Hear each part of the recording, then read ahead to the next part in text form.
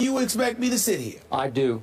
and talk about the Seattle Seahawks, the reigning two-time NFC champions, my favorite to win the Super Bowl this year?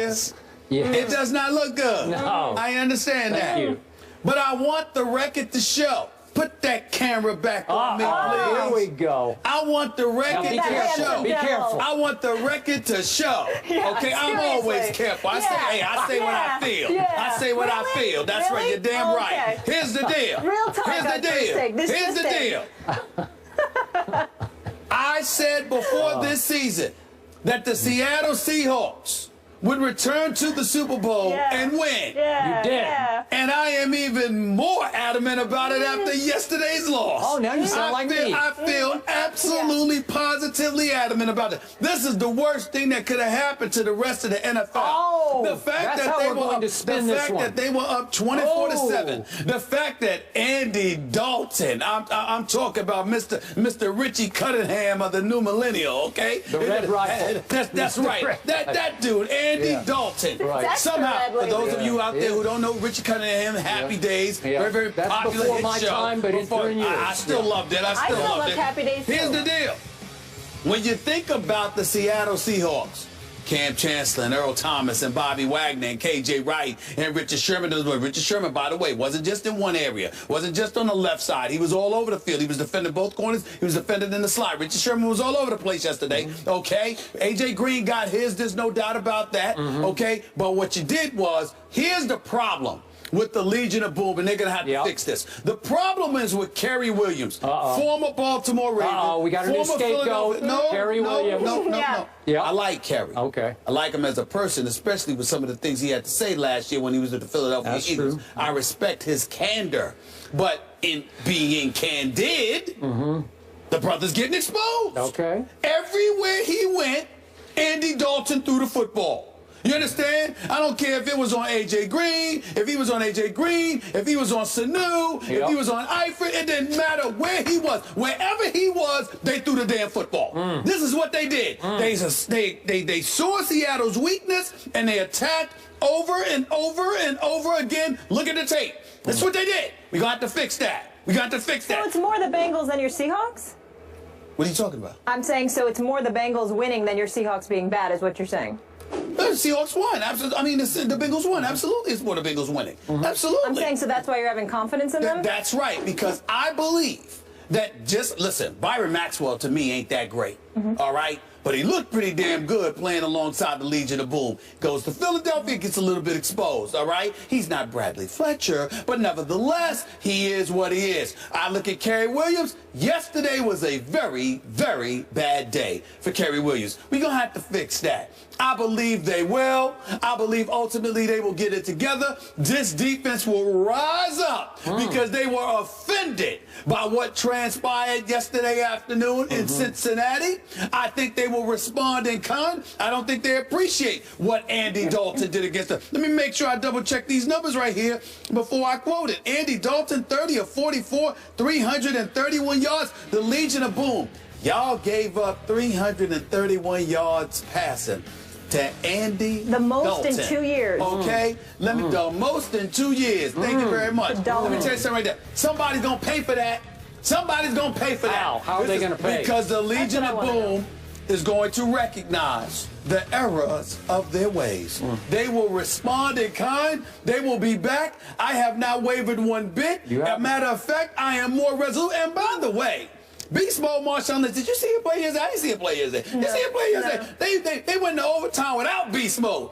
I guarantee you Cincinnati would not have come back from a 24-7 deficit had Marshawn Lynch been in the lineup. But that's all right. When you give the man 350-plus carries every daggone year, running them into the ground the way the way Jason Garrett and Jerry Jones ran DeMarco Murray into the ground, these kind of things are going to happen. You're not going to be 100% healthy. So Marshawn Lynch got a little beat up, need a little rest, get his bearings on them, get a little bit healthy and fresh again, and he shall return. And when he does, the Legion of Boom also also will return. They will make amends for this. Mere bag of shells. I'm not concerned. I'm more positive than ever before that they shall return. A matter of fact, it's almost looking like it's going to be a rematch of last year's Super Bowl, to be quite honest with you. Thank you for saying that. So you're admitting that. That's big. Denver might have something to say, but I don't know what's going on with Peyton Manning. We're going to talk about that a little bit later on, too. By the way, before I respond to everything you just said, some kid named Thomas Rawls or Lou Rawls or somebody, I don't know who he is. Yeah. He went 23 times for 169 yards for your Seahawks, That's right. including a 69-yard touchdown run. He was very impressive. Okay, well, could Beast Mode do much more than that? I don't think so. But you got to remember, it's not just about running in terms of accumulating yardage.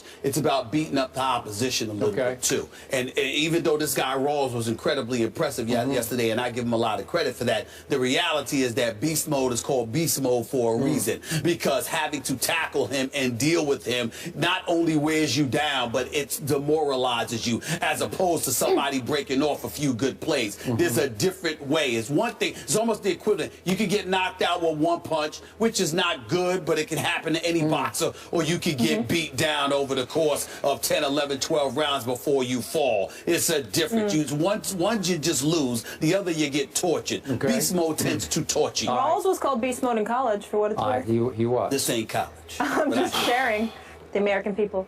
Okay, now for some real objectivity on this show, as opposed to what we just heard from across the desk. Oh, this is scary. The Seattle Seahawks should be 1-4 and basically done for the year, because we know what happened on the bat out of hell play last Monday night, which was why I picked Cincinnati yesterday to, quote-unquote, upset Seattle on a short week, having to travel all the way to Cincinnati against a very legitimate Bengals team. And as I told you Friday, their body language is different this year. They look like they truly believe in themselves. And the fact that the Legion of Boom went boom and was doomed in the fourth quarter, blowing a 24-7 lead just in the fourth quarter to Andy Dalton? Are you kidding me? That is reason for concern bordering on fear on your part. And if you spoke your heart of hearts, you'd say, I'm getting pretty scared here. I'm getting scared because this is not good.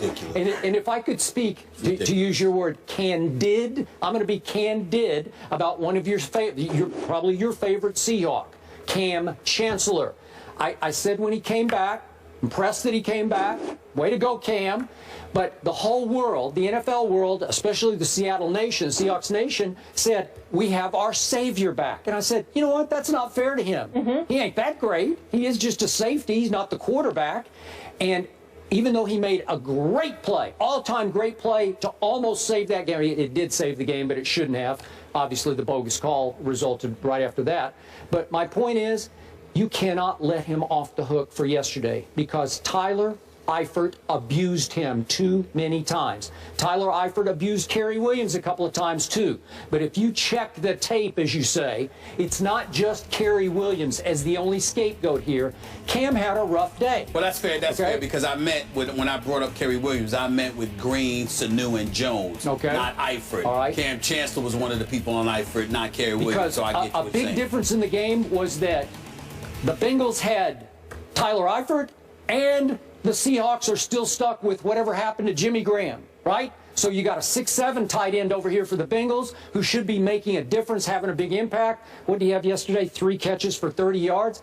I don't know what's going on. They can't figure out how to get the ball to him. They can't figure out how to sort of fit him into what they do with Russell Wilson, who had another pretty rough day yesterday. Yes, he did. Because the offensive line is not protecting them nearly as much as they should. And Jimmy Graham is no blocker, so he's not helping that much with the offensive line in terms of helping them block. So all of those things are problematic. Okay, so meanwhile, on the other side, the 6'6" tight end, Tyler Eifert, catches 8 balls for 90 yards and 2 touchdowns, and that's a difference maker on that side. Wouldn't you agree? Yeah. Because the Red Rifle can just look for Tyler Eifert when he's in trouble and throw it up, and Tyler Eifert's probably going to come down with it. I feel like your Seahawks are starting to lose their winning edge that got them to 2 straight Super Bowls. Can I get serious with you? In all honesty? I've been serious over here. No. I don't mean that way. Of course, we're all serious about, but we're talking about the game. But I'm going to tell you something that I think they will fix because they have to. Skip Bayless, and I could be wrong. let me emphasize this. This has nothing to do with reporting. This is just my own thought process as I'm watching the team play. Skip Bayless, Molly, they don't look like they're playing for Pete Carroll the way they used to. Okay, well, that's part parcel of this whole equation. I agree. They don't. Now, I don't believe that will last because I think over the course of a 16-game season, these moments are rare, and I think grown men appreciate that more than anybody does. And I think look at Richard Sherman. Do you see the same swagger? Nope. Look at. I don't. I look at Bobby Wagner and Earl Thomas. They look the same. They look healthy. They're formidable. They look the same. And obviously, you look at a guy like a Kerry Williams. He's new to the mix. He's got to get himself better acclimated. They've got to get him better acclimated. And there are some things to fix there. But I think when you look at what transpired in that Super Bowl last year, and you look at Cam Chancellor's holdout, I agree. and you look at Marshawn Lynch and how supportive he was, and then you look at losing a Byron Maxwell. You know, again, in their system, I agree. Fit. I think you sort of Seahawks predictably, and I'm not casting aspersions on them for it. It is a business, and they have to conduct business, and you can't pay everybody. But I think you see the way that they've elected to handle some things, and it's brought into question the relationship that the players once had with their coach. In years past, I saw a team that went out there, you know, I ain't trying to sound like Greg Hardy or whatever. I won't use that analogy. But I will say to you, they went after it. They did. And now you see them, they play hard. They can play at an elite level under most instances. For 3 quarters, they did that yesterday. They did. But the flip side to it is that you just don't see the same chemistry with their coach. They don't trust. A lot transpired. They don't seem. Again, I don't cover the team. I don't want anybody in Seattle quote me. And nobody told me this. I didn't speak to any players about this. I'm just saying that I don't see the same level of fervor. I agree. And just go for it mentality that I want to just say. And even with Richard Sherman, he's out there playing hard, and for the most part, he's being effective. He's still one of the best corners in the game. But I don't see the same swagger. And I don't know why, but I don't see it. I don't see this enthusiasm about getting after the opponent. I personally believe that will not last. I personally believe they will get it back. But in fairness to you, I will tell you, I do notice what you're seeing in them. The difference between you and I is I don't believe it will last. Okay. That's it. Okay. Last quick thought on Marshawn. And I am not for a second suggesting that he's jaking it, but is it possible that he has so much distrust of his head coach, he's feeling bitterness over the way Cam was treated, that maybe he's saying, man, I'm not going to rush back and risk re-injury for this guy, for this coach. Well, it's not just, I think it's possible, and let's not just say him, let's say his offensive coordinator, because his mama well, that's a Facebook post mentioned the offensive coordinator. Now, I mean, I would think Pete Carroll and it would stop there. But when moms mentions the offensive coordinator, then chances are he's saying him too. And that offensive coordinator, Darry Bevel, came out, had to give his press conference, and with those attacks that were aimed directly, he was very respectful as well as he should have been, et cetera, et cetera. But he also laughed it off. Like, you know, in a dismissive fashion, like, this is no big deal, there's nothing surprising there, what else can you expect? No, that's not ordinary. You don't see too many people doing what Mama Lynch did. So I think that says something, and that gives us some insight that things are simply not what they used to be. And Pete Carroll, great coach, national champion on collegiate level, Super Bowl champion on pro level, he's going to have to show us what he's made of here to get this team steered in the right direction. The Seahawks are allowing opposing tight ends to catch over 80% of their targets, highest in the NFL. Cam Chancellor has to address that. No he has question. to address that. All right, moving on. We go from Stephen A. Super Bowl pick to Skips. It was a tale of 2 halves for Tom Brady, and we had a psycho Tom sighting. What did his second half performance against the Cowboys say about him? We'll get into that on the other side. Stay here.